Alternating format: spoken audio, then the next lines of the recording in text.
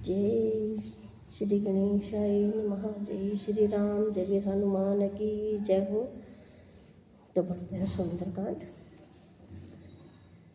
कि इतना कहकर विभीषण अपने मंत्रियों के साथ लेकर आकाश मार्ग में गए और सबको सुनाकर वे ऐसा कहने लगे कि श्री राम जी सत्य संकल्प एवं सर्व समर्थ प्रभु हैं और हे रावण, तुम्हारी सभा काल के वश में है। अतः मैं अब श्री रघुनाथ जी की शरण जाता हूँ, मुझे कोई दोष न देना।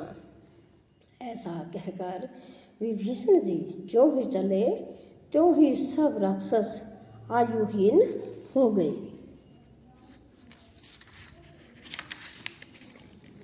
और उनकी मृत्यु निश्चित हो गई। शिव जी कहते हैं कि हे भवानी, साधु का अपमान तुरंत ही संपूर्ण कल्याण की हानि यानी कि नाश कर देता है।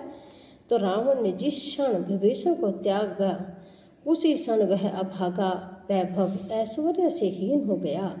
विभीषण जी हर्षित होकर मन में अनेकों मनोरथ करते हुए श्री रघुनाथ जी के पास चले। तो वे सोचते जाते थे कि मैं जाकर भगवान के कोमल और लाल वर्ण के सुंदर चरण कमलों के दर्शन करूंगा तो सेवकों को सुख देने वाले हैं। जिन चरणों का स्पर्श पाकर ऋषि पत्नी अहिल्या तर गई और जो दंडक वन को पवित्र करने वाले हैं, जिन चरणों को जानकी जी ने हृदय में धारण कर रखा है, जो कपट मृग के समान पृथ्वी पर उसे पकड़ने को दौड़े थे और जो चरण कमल साक्षात शिव जी के हृदय रूपी सरोवर में विराजते हैं, मेरा अहोभाग्य है कि उन्हीं को आज मैं देखूंगा।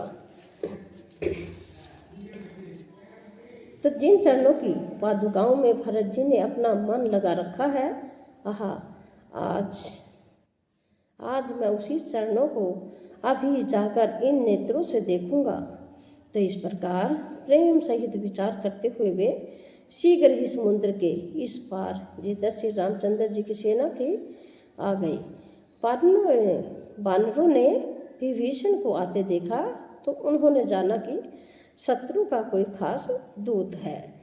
तो उन्हें पहरे पर ठहराकर वे सुग्रीव के पास आए और उनको सब समाचार कह सुनाए।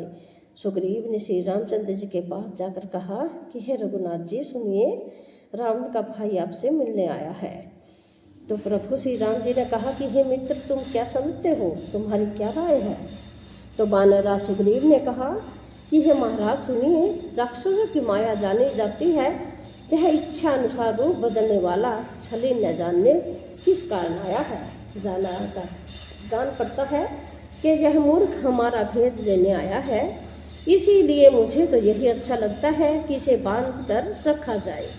तो श्री रामचंद्र जी ने कहा कि हे मित्र, तुमने नीति तो अच्छी विचारी, परंतु मेरा प्रण तो है कि शरणागत के भय को हर लेना।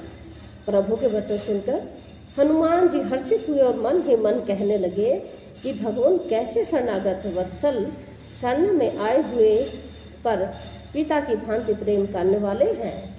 तो श्री राम जी फिर बोले, जो मनुष्य अपने अहित का अनुमान करके शरण में आए हुए का त्याग कर देते हैं, वे पामर यानी कि शूद्र हैं, पापमय हैं, उन्हें देखने में भी हानि है, पाप लगता है। जय श्री राम।